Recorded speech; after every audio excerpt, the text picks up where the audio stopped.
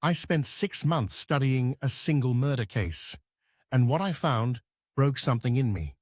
Not because the crime was brutal, because by the time I finished, two different men had been convicted of the exact same killing. Two separate juries, two separate sets of evidence, two separate verdicts, both called ironclad. And here is the part that should stop you cold. Only one of them could possibly be right.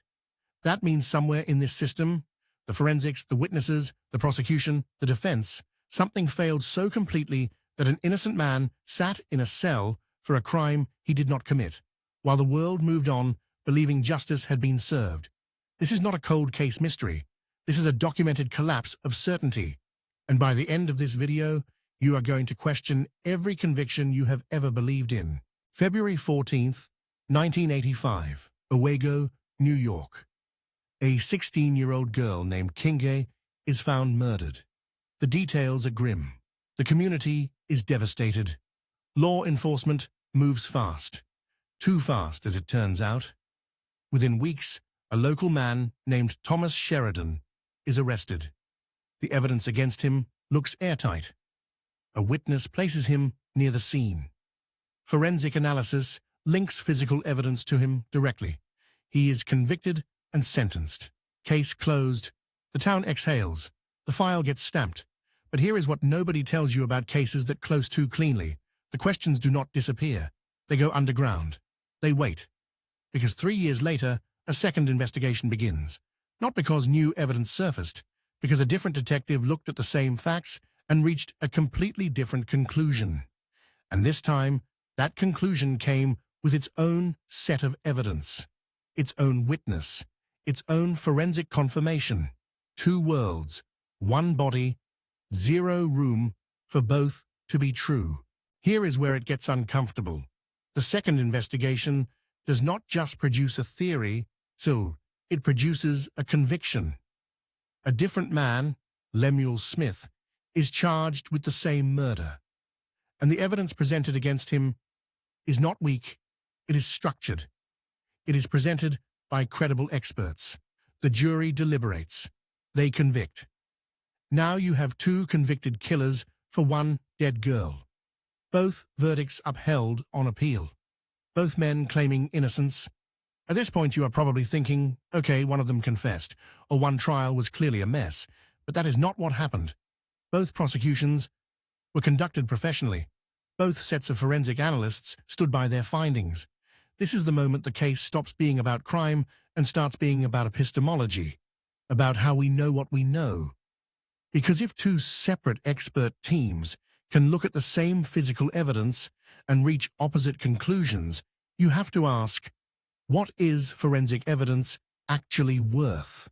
And the answer to that question is far more disturbing than the murder itself. Let me give you the specific breakdown, because this is where most coverage goes soft, and I am not going to do that. The forensic failures in this case fall into three categories. First, bite mark analysis. In the 1980s, bite mark evidence was treated as near scientific gospel. Experts would match dental impressions to wounds with absolute confidence in court. The problem?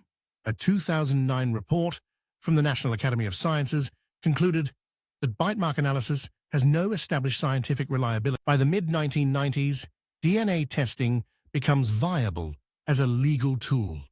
And this is where you would expect the story to resolve cleanly. Run the DNA, find the truth, close the loop. Except the biological samples from the original crime scene have been compromised, stored incorrectly, partially degraded. The very thing that could have untangled 15 years of competing verdicts is no longer usable. And now here is your pattern interrupt for this segment, because this is not an accident. This is a systemic failure baked into the infrastructure of the justice system. Evidence preservation protocols in the 1980s were not designed with future technology in mind. Thousands of cases across the country sit in the same position.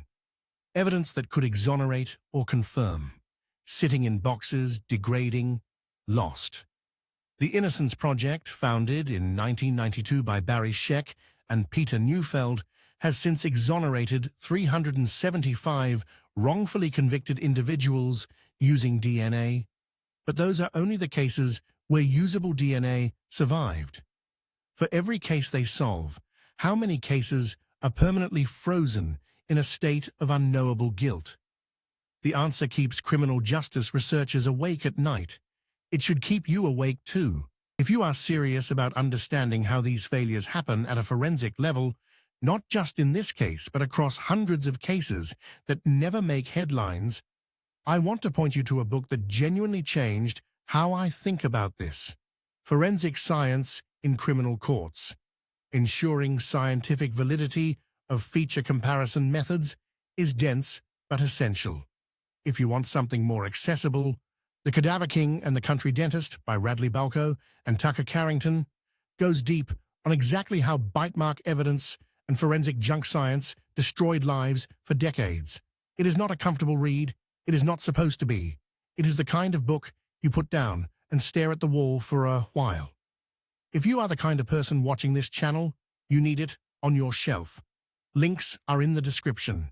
Now, back to where we are.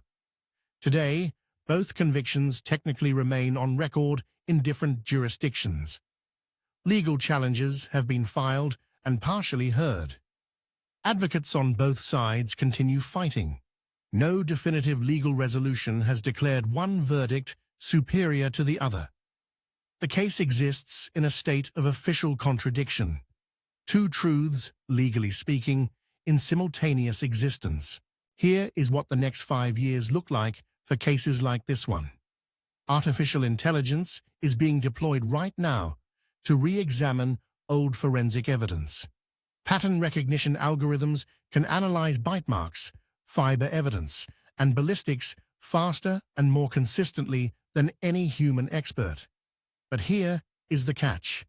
If the original evidence was collected poorly, AI analysis of bad data still produces bad conclusions. Garbage in, garbage out. But now with a veneer of technological authority, the juries will find even harder to challenge.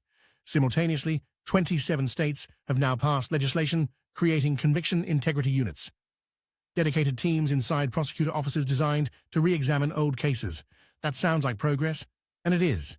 Except most of these units are underfunded, understaffed, and reviewing backlogs that go back 40 years. At current processing rates, some units would need a century to clear their existing caseload. The future of wrongful conviction reform is real. The timeline is not. And somewhere in that gap, the men convicted in cases like this one and the families of victims who may never get true closure keep waiting. So let me close the loop I opened at the start. I spent 6 months inside this case, and what I concluded is not that the system is evil. It is not a conspiracy. It is something harder to fix than that. It is a system built on the assumption that human judgment, under pressure, with limited tools, will reliably find truth. And it cannot. Not always, not even most of the time, in complex cases. 2 men convicted of one murder is not a glitch. It is the system showing you what it actually is beneath the surface. Every time you see a conviction reported as solved, clean, final, remember this case. Remember that 2 juries, 2 sets of lawyers, 2 forensic teams, all operating in good faith, reached opposite conclusions about the same death. The justice system is not a truth machine. It is a decision machine. And those are very different things. The question you should be carrying out of this video is not just which man was guilty. If this case disturbed you the way it disturbed me, good. Share it with someone who still believes every conviction is airtight. Subscribe if you want more investigations where we do not let the official story be the final word.